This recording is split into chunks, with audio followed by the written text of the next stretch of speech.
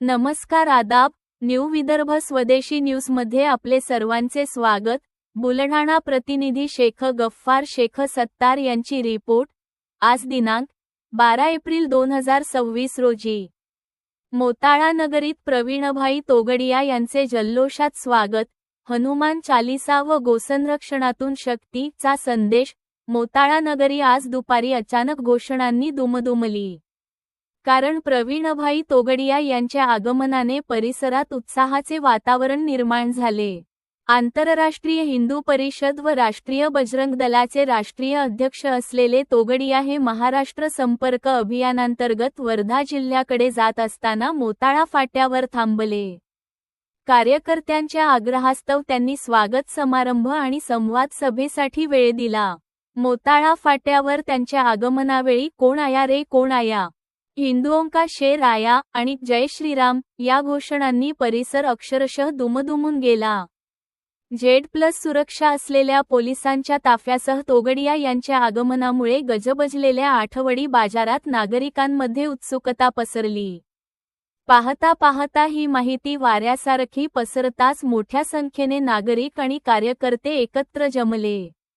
यावेळी राष्ट्रीय बजरंग दल, आझाद हिंद शेतकरी संघटना, ग्रामस्वराज्य समिती, वारकरी धर्म परिषद आदी विविध संघटनांच्या पदाधिकाऱ्यांनी त्यांचे उत्स्फूर्त स्वागत केले।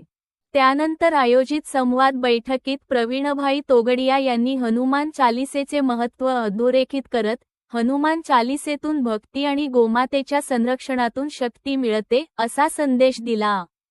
तसेच त्यांनी गौसंरक्षण, हिंदू संघटनांची मजबूती, सामाजिक ऐक्य आणि धार्मिक जागरूकता यांसारख्या विषयांवर कार्यकर्त्यांशी सखोल संवाद साधला। त्यांच्या मार्गदर्शनामुळे उपस्थितांमध्ये नवचैतन्य निर्माण झाल्याचे दिसून आले। या प्रसंगी राष्ट्रीय बजरंग दलाचे प्रांत उपाध्यक्ष भूपेश पाटील, जिल्हाध्यक्ष सुशांत पाटील, आझाद हिंद शेतकरी संघटनेचे राष्ट्रीय अध्यक्ष ॲड.